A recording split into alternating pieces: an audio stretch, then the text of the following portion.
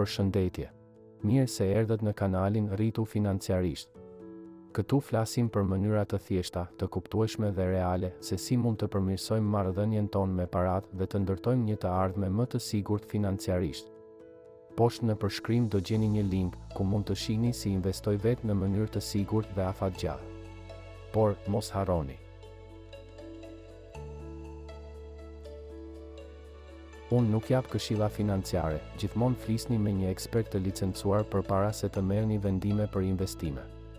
Përgjegjësia është gjithmonë personale.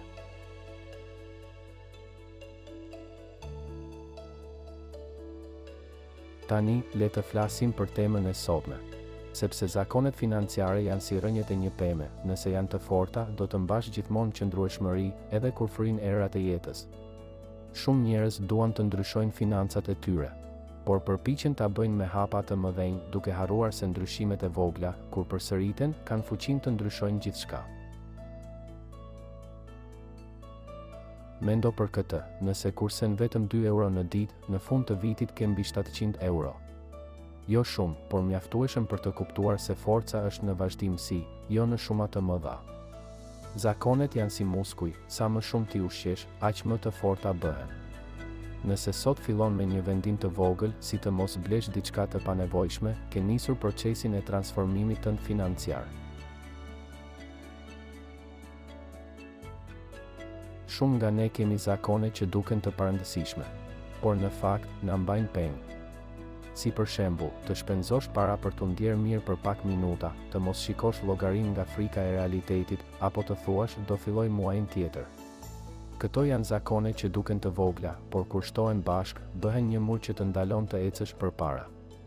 Ndryshimi fillon kur i vëren, kur i pranon dhe thua, po, kjo gjë po më dëmton dhe dua ta ndal. Sekreti është të fillosh me hapa të vegjël. Nëse përpiqesh të ndryshosh gjithçka menjëherë, truri yt lodhet dhe dorëzohesh shpejt. Por nëse fillon me një hap të vogël, si të kontrollosh shpenzimet çdo mbrëmje, të vendosësh 5 euro në kursim çdo ditë, apo të lexosh 10 minuta për financa çdo mëngjes, këto gjëra bëhen pjesë e jetës tënde. Pas disa javësh, truri yt nuk i sheh më si përpjekje, por si diçka natyrale. Dhe pikërisht aty fillon ndryshimi i vërtetë. Mendo për dikë që pi kafe çdo ditë jashtë, 2 euro në ditë, 60 euro në muaj, mbi 700 euro në vit. Tani imagjino sikur gjysmën e tyre ti kursente dhe ti investonte çdo muaj. Në 5 vite, pa bërë asgjë të madhe, do kishte krijuar një shumë të konsiderueshme që mund të punonte për të. Nuk është fjala për të mos pirë kafe. Është fjala për ndërgjegje.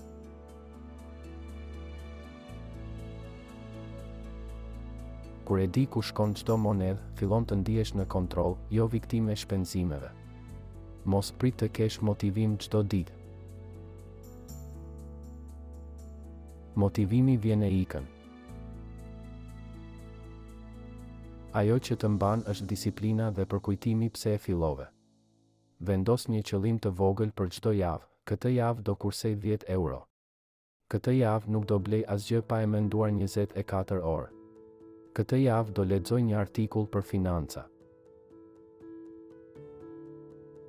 Kur i shënon dhe i shikon që po i mban premtimet ndaj vetes, rrit besimin tek vetja, dhe ky është çelësi i suksesit. Të gjithë duam rezultate të shpejta.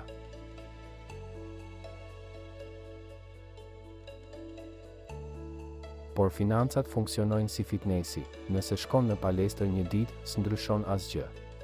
Por nëse shkon çdo ditë për një vit, rezultati është i dukshëm. E njëjta gjë ndodh me zakonet financiare. Në fillim s'duken ndryshime, por me kohë, truri yt mësohet të menaxhojë ndryshe. Dhe pa pritur, një ditë, kupton se ke krijuar një stabilitet që dikur e mendoje të pamundur.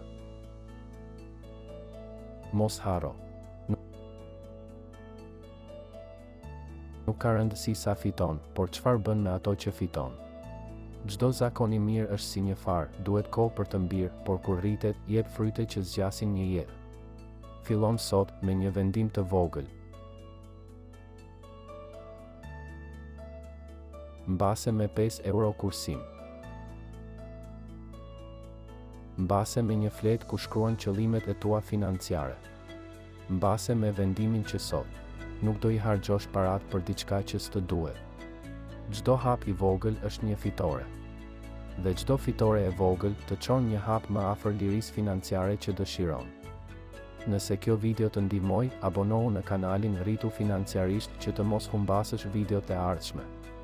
Dhe nëse mendon se dikush tjetër ka nevojë për këtë mesazh, shpërndaj videon, sepse ndonjëherë një video e vetme mund të jetë fillimi i një jete të re financiare.